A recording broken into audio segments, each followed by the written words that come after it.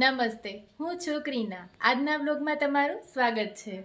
સાંજનો ટાઈમ થઈ ગયો છે અને હું સૂતેલી હતી તો જાગીને સરસ મજાની તૈયાર થઈ ગઈ છું તમારા માટે વ્લોગ બનાવવા માટે.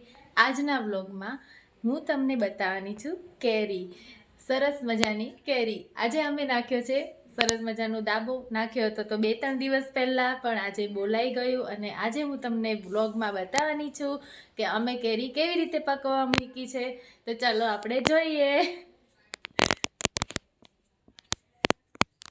તો અમે રૂમમાં ગરમ જગ્યાએ કેરી ફટાફટ પાકી જાય એ માટે અમે રૂમમાં દાબો નાખેલો છે, તમે જોઈ શકો છો.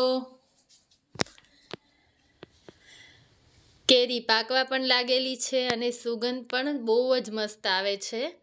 ગરમ જગ્યાએ કેરી જલ્દી પાકી જાય તો અમે ગરમ ગરમ ધાબળા લીધા છે અને એમાં સરસ મજાની પેક કરીને મૂકી દીધી છે, જેથી જલ્દી કેરી ખાવાનો આનંદ મળે અમને અને કેરીનો રસ પીવા મળે.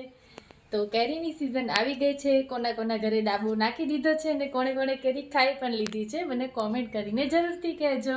આવતા વ્લોગમાં ફરી મળીએ.